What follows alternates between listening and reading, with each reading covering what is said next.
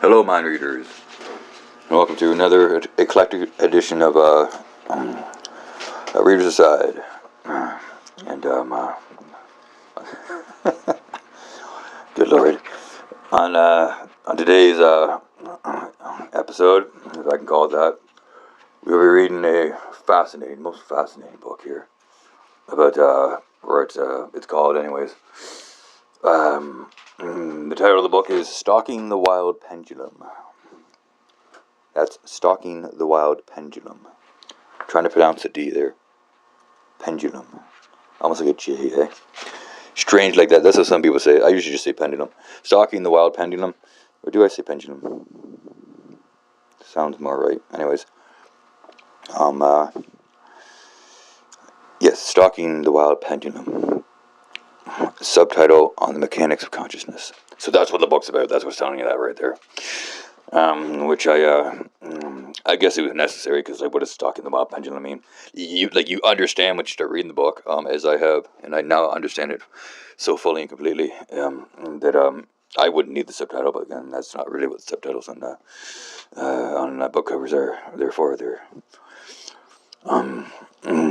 therefore, if you just don't get it yet, which I guess I wouldn't, and I'm not going to keep explaining that. The book is written by a rather curious gentleman named Itzhak Bentov. That's Itzhak, Itzhak Bentov, and Bentov is spelled the way you would think it would be, in like the Russian sort of Russian Slavic sense with the OV at the end, Bentov.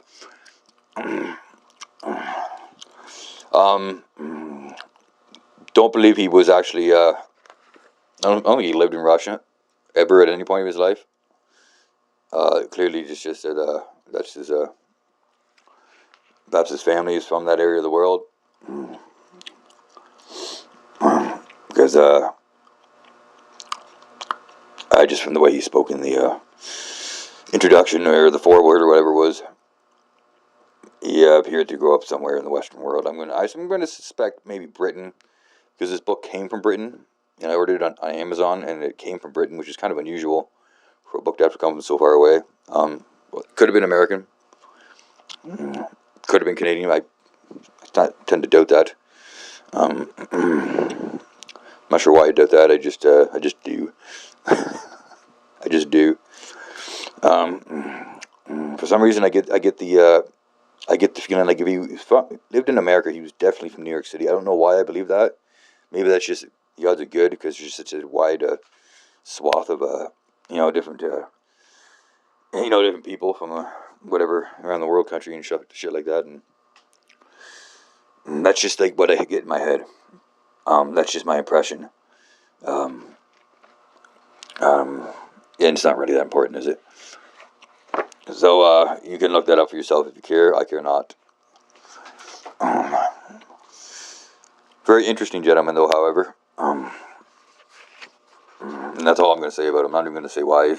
I think it's interesting because I just don't feel like it right now, and I think I do that a little too often. And I'm actually just going to get right into where I left off because I'd rather read the book than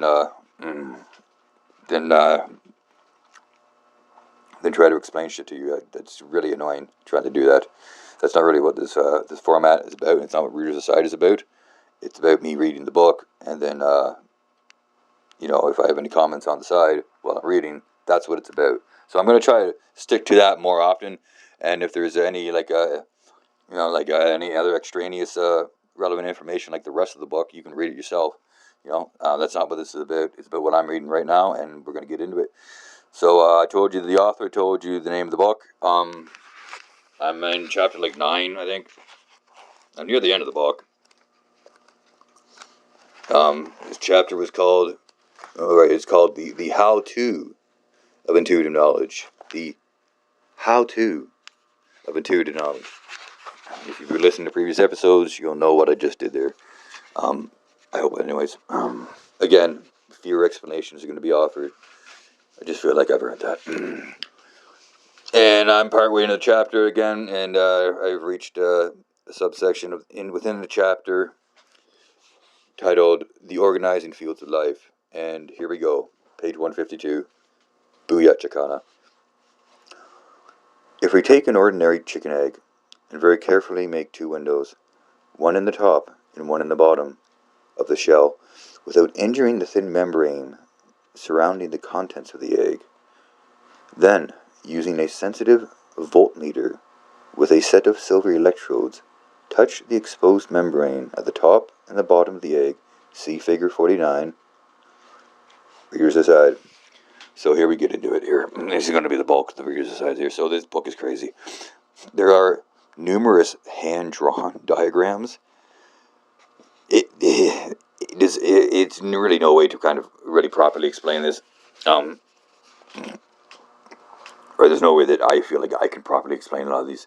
They're fucked. And like it gives the book, it lends the book an overall sense of like I don't want to say quackery, but just like unprofessionalness. Or I don't know. It's not something. This book was published in like the 70s. It just feels like it's not something you would see anymore. It doesn't feel like something you would see then. It's just a lot of it is very odd because a lot of this is his theory, and so he's just like drawing these diagrams. And I'm not saying the guy wasn't smart, and I'm not saying he was wrong. It's just a very very unique perspective we're going with here, and he's trying his hardest to give it to you. So this diagram is actually okay. There's actually 3 things in that, but let me look at it for a second. They take a look at it for a while. I've actually at some points actually had to pull out my magnifying glass because he's drawn shit, and then he sort of like scribbles and points with an arrow.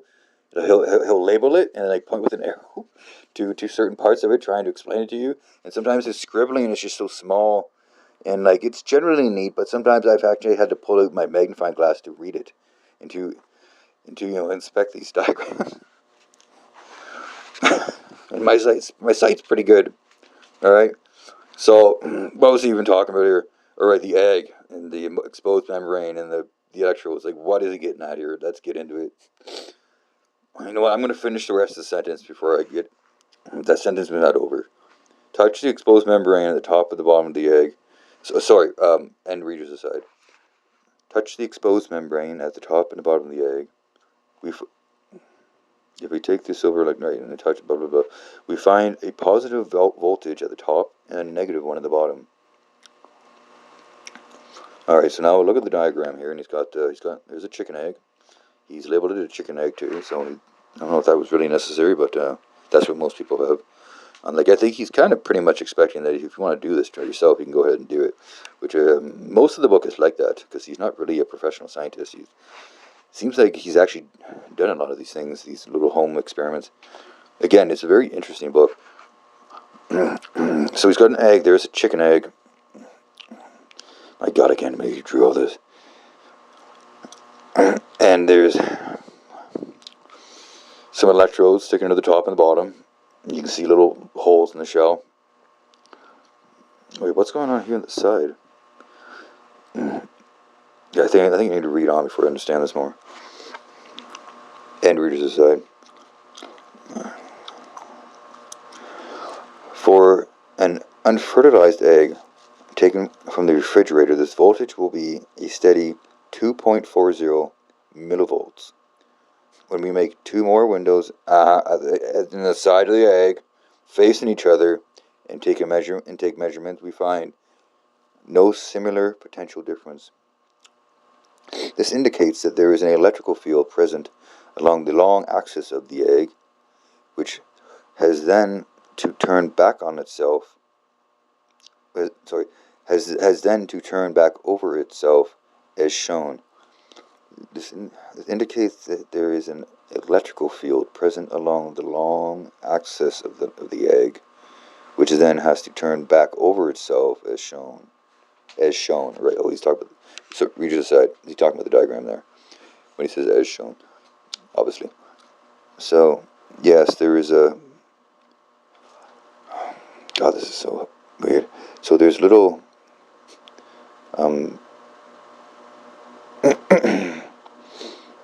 There's little like lines showing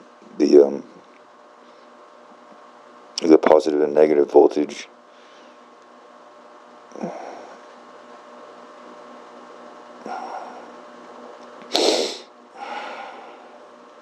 And then there's, oh my god, one of the other diagrams is a frog's egg, apparently.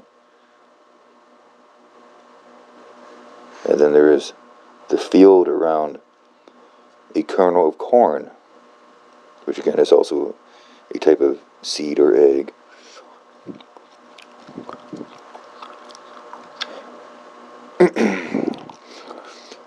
It also appears to be showing that the outside field of the current is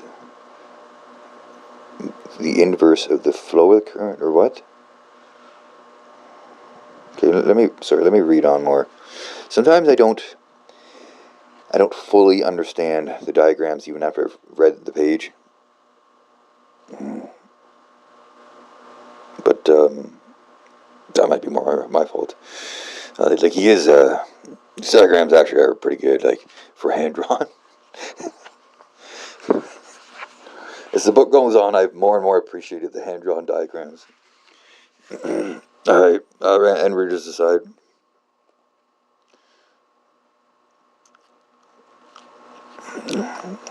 This behavior has been shown to be true in seaweed eggs, frog eggs, and seeds.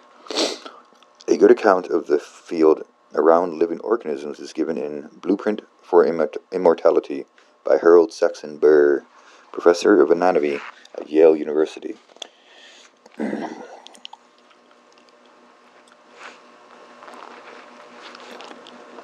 Readers aside, every time he mentions a source, he always puts in brackets the the publishing house or whatever, and what year it was published and all that. I'm just gonna skip over that because it's just hell to read that. No one would read it that way. You know what I mean? Like, you know what I mean? Like, I'll finish that sentence. Like, see what? I'll finish this. Okay, we're still going readers aside. I'll finish the sentence by saying that, and then start the next sentence, and then you tell me if you want it read that way, right? And it's going to be no. And like I'm just telling you, you're not going to like it. Like I shouldn't even have to do this. A good account of the field around living organisms is given in Blueprint for Immortality by Harold Saxon Burr, professor of anatomy at Yale University, London. Neville Spearman, 1972. These fields seem to be penetrating. You see what I mean? It's not really part of the fucking, of the writing. Like, you know what I mean? He's just putting that in there for, like, because you credit other people or whatever, or where to find. I don't know. I think he should put it somewhere else. Like, put a little note there, a little like noting note, and then fucking put it back in the fucking credit section or whatever the fuck, whatever that section's called. They usually have it on the back. He probably has it back there too. Sources section or whatever the fuck. Alright, I'm right about that, and that's how I'm going to keep doing it. And readers aside, these fields seem to be penetrating the surrounding living tissue. It has to also be shown that the readers aside. Okay, I think in the future I'm going to just start making those decisions and then not explaining myself, because I'm making the decision anyways. Like, I'm not going to change it. Like, it doesn't matter. It doesn't matter how many people. Like, otherwise they can flood my DMs all they want. I'm the one doing this, and I think it's. I think that's the best way to do it. And I knew immediately that that was the best way to do it. So that's like, why would I have taken so much time away from reading it properly when I'm so confident. I don't know why these things become problems. I don't know. And readers aside, these fields seem to be penetrating in surrounding living tissue. It has also been shown that the spine of a tadpole within a frog egg lines up along the axis of this potential field. Fuck's sakes. Where am I again? How did that just happen?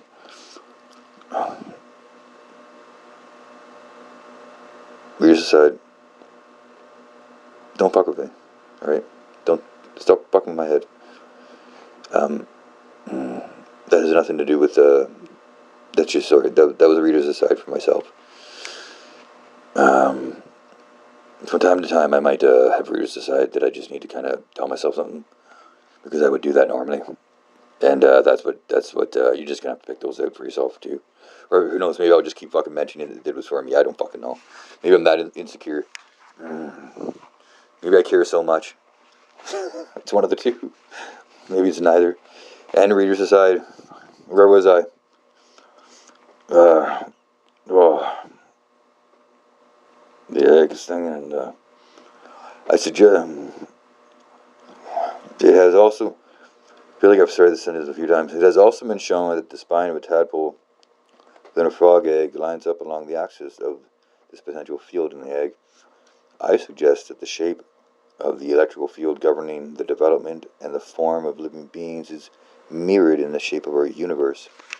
Here we have another example of a form on the micro scale, appearing after many hierarchies of scale on the macro scale. Burr calls these organizing fields, claiming that they come first, guiding the atoms and molecules of the growing organism into its proper form. And in effect, what he is saying is that an electromagnetic hologram that changes with time makes up a mold, and matter eventually fills up that mold, giving rise to a tangible body. This fits very well with the model we are developing here. It is the first work actually confirming that our matter, in this case our living bodies, is held together by a four-dimensional interference pattern.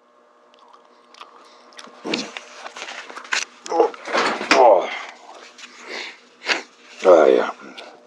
We have seen in Chapter 6 that our invisible, subtle bodies can be equated with higher harmonics of the physical body. This is a reasonably good analogy, but it gives the impression that these subtle bodies originate from the physical body. Actually, the physical body is the end product, so to speak, of the subtle information fields which mold our physical body, as well as all physical matter. For instance, we know that most physical diseases are psychosomatic, or caused by our emotional and mental components or bodies. These bodies or fields affect the health of the physical body. The emotional and mental bodies interpenetrate the physical body and extend into the space around it. We have seen in Chapter 1, Figure 5, how interacting sounds could form a physical body, a magnified crystal in that case. We know that the sound of the Absolute contains very high energies. One can visualize physical matter as being a beat frequency. Chapter 1, Figure 7c. Readers aside, yes, he's done many figures. Many figures. This guy's fucked. Random readers aside. Caused by the interaction of two such sounds having a slightly different frequency. Such an interaction would cause waves of much lower frequency and higher amplitude.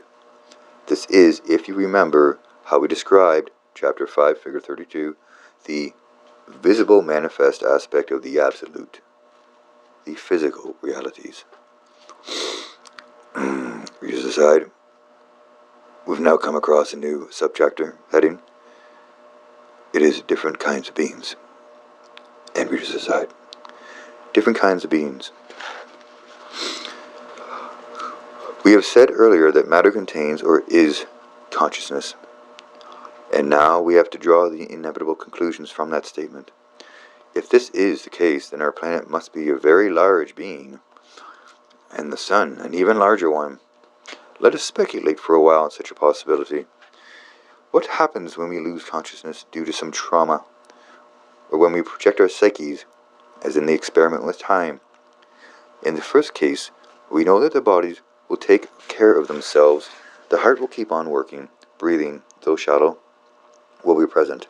The brain will produce its electrical output, etc.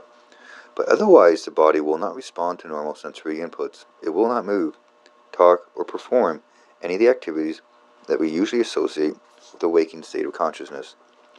In the deep meditative state, we discern similar symptoms.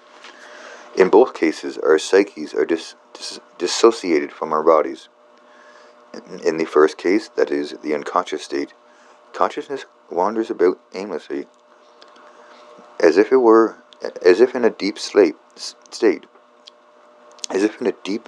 state, or it may be on a guided tour to other realities. In the meditative state, consciousness is separated from the body, but is active on the highest levels of creation. We have to conclude, therefore, that the body has its own consciousness, which is rudimentary but intelligent enough and quite capable of operating the body independently of the psyche. This consciousness is the sum total of the consciousnesses of the cells of our body, or the wisdom of the inner parts, as the Bible puts it. Readers aside, interesting. I would like him to have referenced that, or to have sourced that reference. What part of the Bible says wisdom of the inner parts? Because that sounds like something fucking gnarly. Wisdom of the inner parts. That is strange. Alright, and readers aside.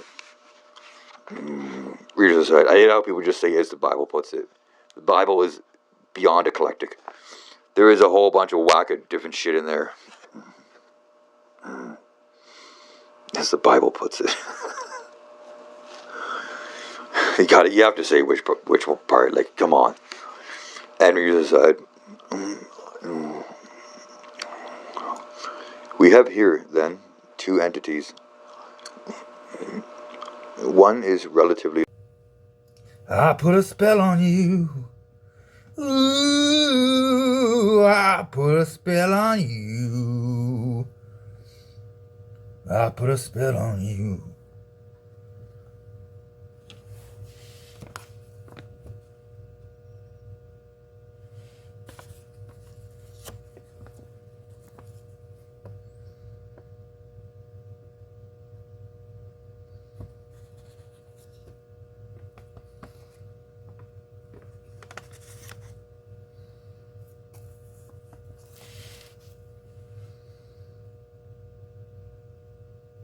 Interesting. Very interesting. Look kind of dumb, because then it's like, oh, he doesn't really know what he's talking about, he just got lucky.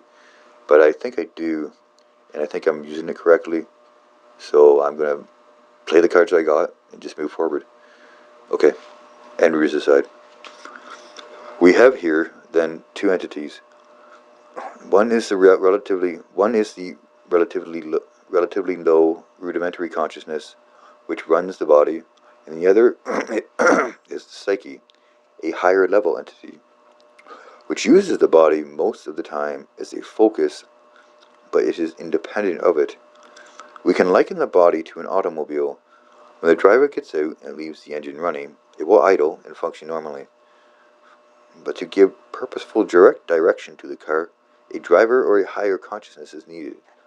If the consciousness running the body leaves it, the body dies. This principle of two consciousnesses inhabiting a body can be extended to larger bodies, those of our planet, the sun, etc. We shall then have a consciousness related to the mass of the planet. It would be a rudimentary consciousness keeping the planet in running order, that is, keeping the metabolism of the planet in operation, the atmospheric circulation, ocean currents, gas balances, inner and outer temperatures, energy fields, etc. This work is being done by smaller consciousnesses that comprise the consciousness of the planet. We have described them before as nature spirits of different sorts and sizes. The large ones delegate work to the smaller ones, and so on. The sum total of them all makes up the rudimentary consciousness of the planet. And we have another diagram here, but I don't Very strangely, it's not noted. Like they're usually noted. Like we're up to like 49 right now. Yeah, the last one was 40. It usually says like figure whatever. Very odd.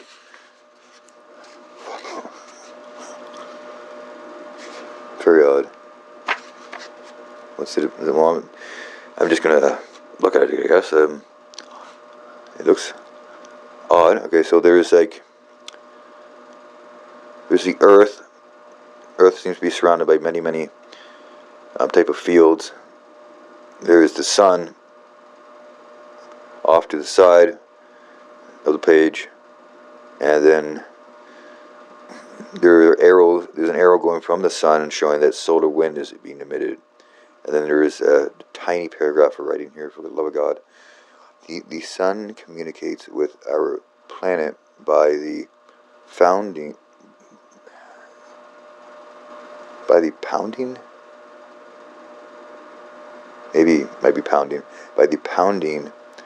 of the solar wind on the magnetic field of the planet.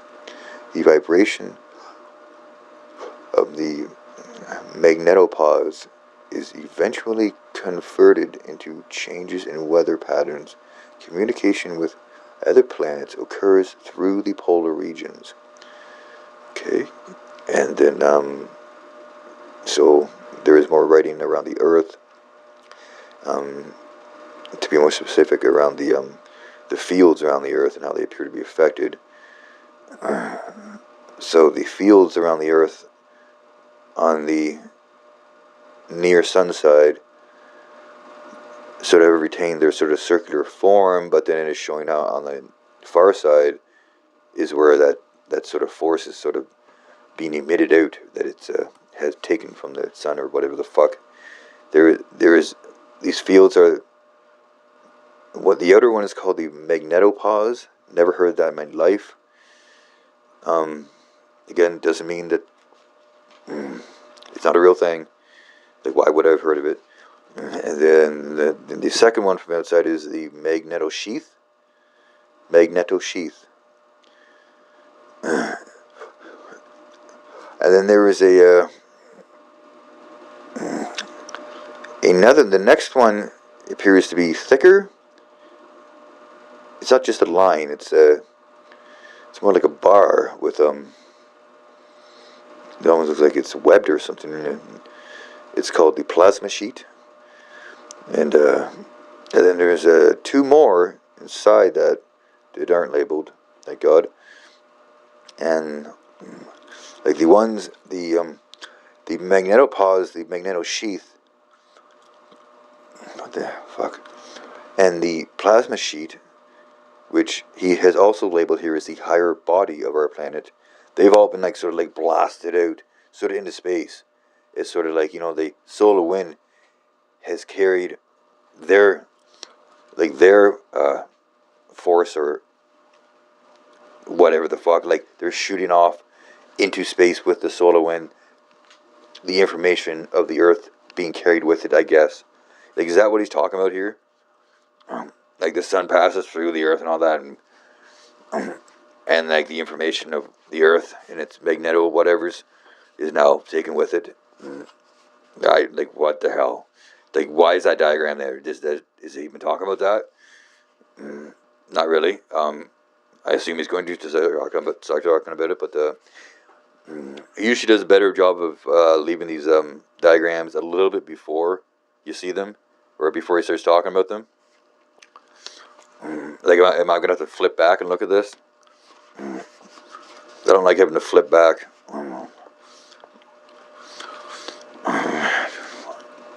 Whatever. And readers aside. Like readers aside, like I'm flipping the page right now. That was at the bottom page. That's why I'm having a problem with this. And readers aside.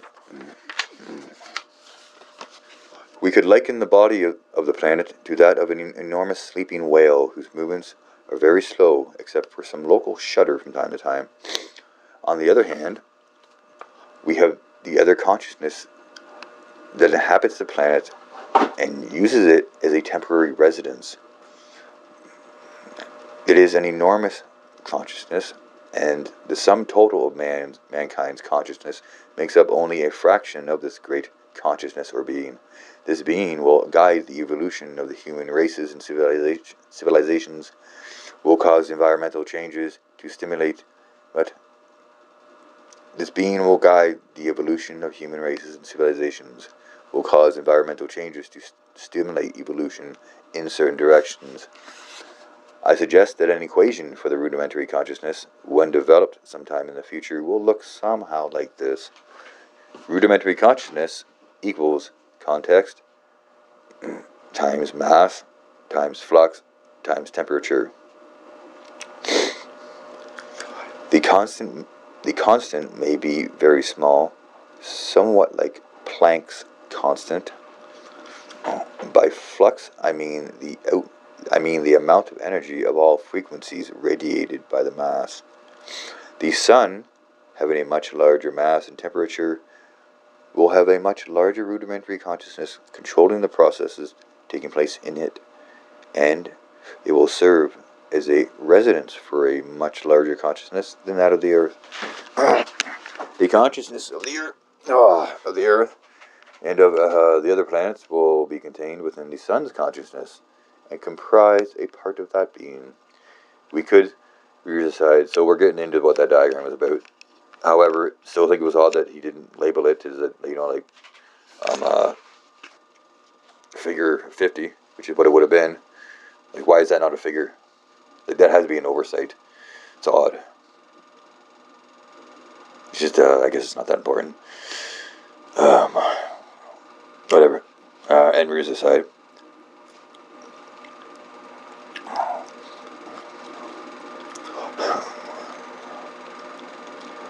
We could call this being the higher consciousness of the sun, while the first one is the higher consciousness of our planet. These enormous intelligences are beyond our comprehension. Consider for a moment the system we live in. Rears aside. I'm just going to throw out my gum. It's become quite stale. And actually, I'm going to go for a smoke here. And, why don't you just come along with me? Because I usually read when I have a smoke anyway, so.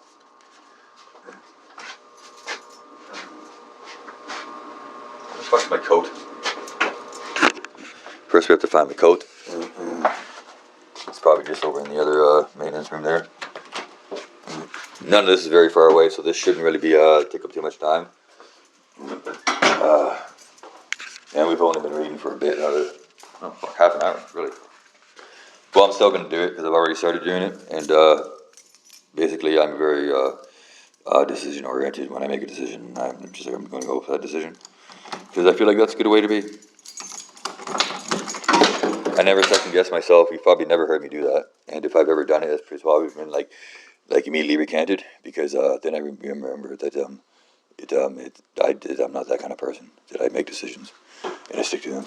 So I've grabbed my coat here, and in fact, the act of explaining all this and why I'm doing it has really slowed the whole process down. So I'm just going to get my coat on, go over and smoke. There might be a momentary absence of sound, or of my sound, me.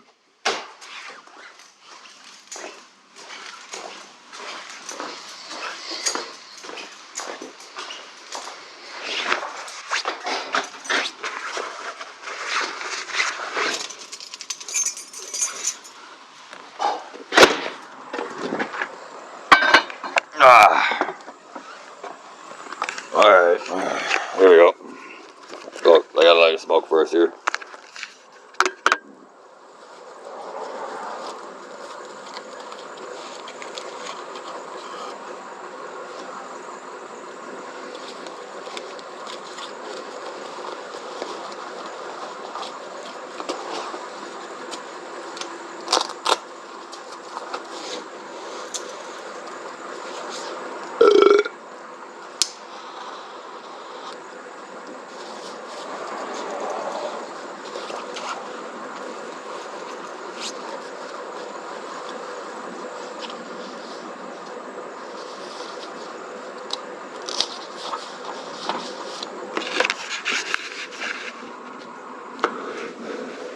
And readers aside, consider for a moment the system we live in. Physical life is made possible by the energy supplied to us by the sun. Our bodies are made up of materials the planet is supplying. These bodies, temporarily animated, are borrowed from the planet, and then the materials used for the bodies are returned to the planet when the psyche goes back to the reality that fits it best. The reality may be connected with that of our planet, the sun, the universe, or the cosmos, depending on its level of evolution. We living beings play an important role in the evolution of the rudimentary consciousness of our planet. On the whole, we are upgrading it. However, in order to live in tune with it, we have to be sensitive to its needs, the most basic of which is balance. Reader's aside. That's what I've been saying for years. Literally tattooed on my arm. Oh my god. Fuck, I'm pretty smart. And reader's aside. Reader's aside, I guess a lot of people say that. Whatever, but still. My tattoo's cooler is the door. And reader's aside. Things that unbalance the system to a high degree cause stress in this large consciousness.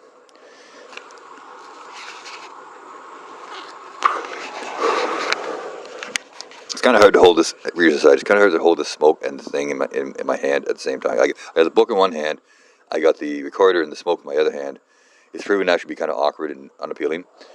You know what, but my smoke's burning away here. I'm just going to keep going. I'm just going to solid smoke my mouth. And reader's aside. By stress, in this case, we mean also emotional stress.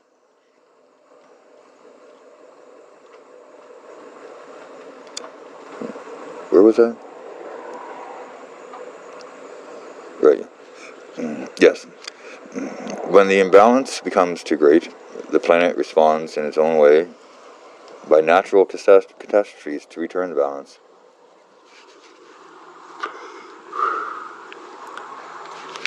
The sun regulates life on this planet both by the amount of electromagnetic radiation, which we feel as heat and light, and the fluctuations caused in the magnetic fields of the planet. Magnetic field of the planet. You decide, then why was there like the menopause? It was a bunch of different magnetic fields there, buddy. It's those like levels, whatever. You're whatever. I don't. What do I know? I never even heard it before. Like I've heard of the magnetic field. I'm not saying that. I've never heard of the magnetopause. What was the other one? The magnetosheath. Whatever. Maybe I'm picking it apart too much. And readers aside. By the fluctuations caused in the magnetic field of the planet, those of the ionosphere, the weather patterns, the electrostatic field of the ionosphere, reader side. It's hard to enunciate with the smoke in my mouth, so don't judge me for that. Or else you're just a judging person, and who wants to be one of those? Alright, you're a dick if you do that, so don't. See things my way. Have some sympathy. And readers aside, those of the ionosphere, the weather patterns, the electrostatic field of the ionosphere. What am I doing here? They're meaning to the electrostatic field of the ionosphere Earth system, and many other phenomena that until now have not been measured.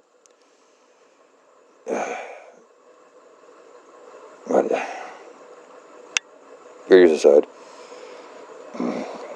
Sometimes when I do readers asides in the middle of sentences, it kind of breaks up the flow of the sentence, and then I finish the sentence and I realize that I kind of don't understand a sentence because I tried to I just fucked around too much, I guess. It's not as easy as it looks to do these readers asides. It's a bit of a chore. Like well, it's not a chore so much. It's just requires a skill that I'm still developing. But I think I'm damn good at it. So I'm developing at a high rate. It's fascinating to actually take part in, or not to take part in because I'm doing it, or you're taking part in it. It must be fascinating to take part in watching such a high development take place. All right. And readers aside, the sun talks to the planet with its acoustical output, the solar wind.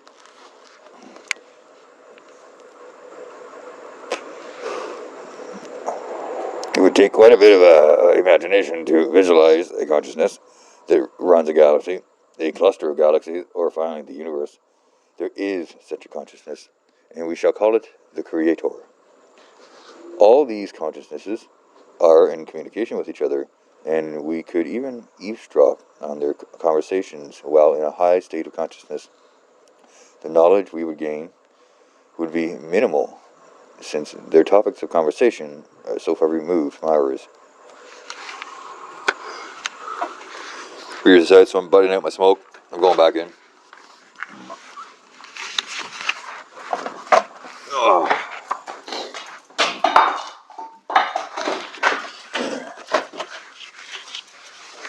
And readers aside, so we've reached the summary of the chapter. Each chapter has a little summary here.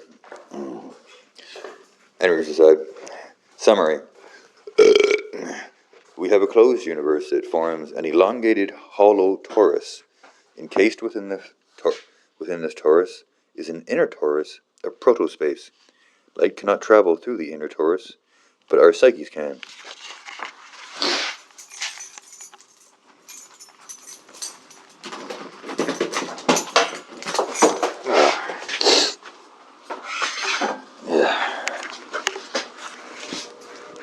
Our psyches, which contain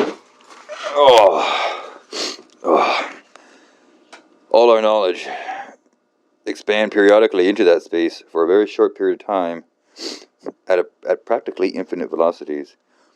There are human psyches. There the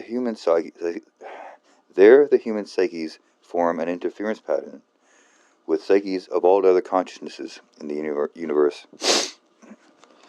This interference pattern, or hologram of knowledge and information, we can call the universal mind. The knowledge in the universal mind is open to anyone who can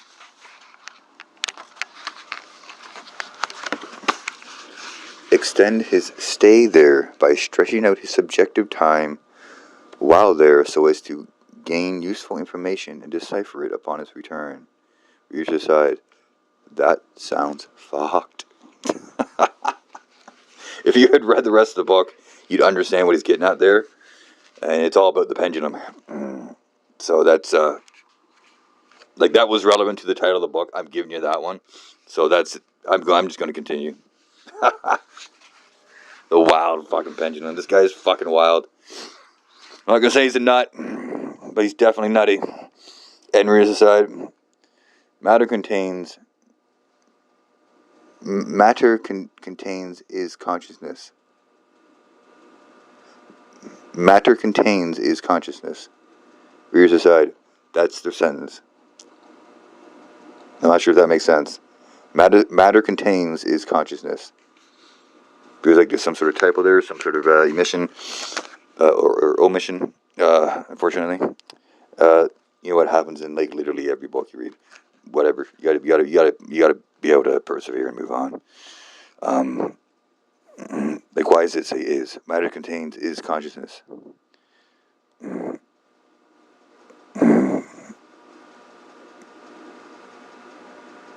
It just shouldn't be written that way. You would think grammatically that doesn't make any sense. I understand what he's getting at there. Part of his ideas is that all matter contains some sort of consciousness, whether it be rudimentary or highly developed. But is that idea expressed in a sentence? Matter contains is consciousness? I don't think it is. I think he's smarter than that. And we're just gonna have to give him this one. Maybe it was the that's kind of an editor's job to clean that shit up. So we're not gonna lay that one on him. I doubt he really wrote it out that way. Well, maybe he did, but then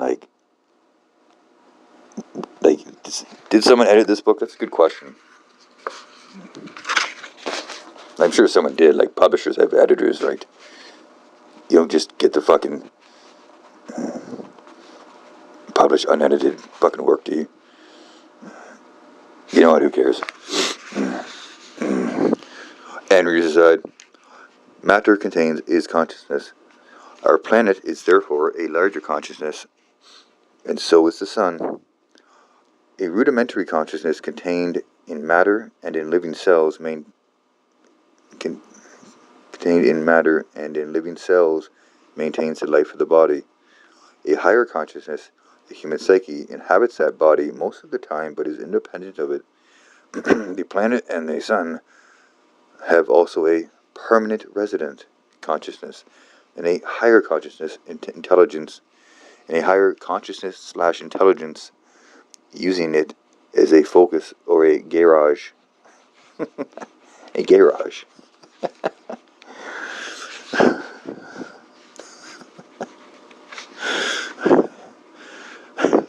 All these consciousnesses communicate with each other and make up part of the information hologram. Communication throughout the universe is continuous and instantaneous. Upon the death of the physical body, the psyche returns to its realm, finding its proper reality band with which it naturally resonates, depending on its level of evolution. Our physical bodies are formed by organizing fields. These fields are four-dimensional electromagnetic holograms which change in time. Our physical bodies are the end products and the result of the interactions of our subtle, non-physical information bodies. Readers aside. And we have come to the end of this chapter 9. The next chapter is for some other time, and won't be an episode. Our time together is done now. I hope you think a lot about what's been said here, and because that would mean that you are interested by listening to me read books. I don't know. I don't really care whether you do or not. That's up to you. But do listen to our next episode if and when it comes out. It's always a possibility this is the last episode right now. However, I doubt that. Because I don't really see why I should stop doing it right now. So maybe I shouldn't even throw that out there. That was unnecessary. It just creates doubt and probably anxiety for the audience. It isn't really necessary or even something I don't want that. I don't like to create doubt and anxiety. I like to create I don't know what I would like to create. Don't really care much about the audience, actually. I respect the audience enough to not interfere too much in their personal, even emotional lives. Like, take care of yourselves. They don't look to me for fucking guidance. Like, what the hell? Like, who am I? I'm not you. That's who I'm not. Like, I'm better than you, but that's only really, like, that's my perspective. But like, I would have that perspective, like, wouldn't I? And I think you should have the same perspective in matters of your own self and and stuff. You should be thinking like I'm in charge here. I'm gonna fucking make my own decisions and fucking not let this guy tell me to fucking worry about some shit that I fucking wasn't worried about before I listened to his program. Like, why should I do that? And I don't think you should do that. I think you should just take it for what it is, and just not question me. Like, that's all I'm asking. Don't doubt me, bastards. Anyways, so that's all for today. I should probably mention, just maybe in passing here, that I had great difficulty trying to make an episode out of this book. This is about the 6th or 7th time, and I think I did it this time. I think I did it. I think this one's gonna stick. I don't know if it was. I don't know if it was really the book, like in particular this book and its contents that was made it so difficult to actually finish a usable episode. It might have just been that I was just too chuffed before, and I was just. I was falling off the rails. Like it was just horrible, and I think I actually mentioned this in the last episode. Like this probably should have been the last episode, but then I just couldn't put one together, and like I was putting them together, but they weren't well. It was not well. I think good Lord, it was terrible. It was I don't want to get into it. If I get into it, something horrible might happen, and I might be going like 30 minutes from now, still going, and then realizing suddenly, oh shit, I ruined the episode. So for the sake of for the sake of all involved, myself especially, go fuck yourself and mind your own business. Done.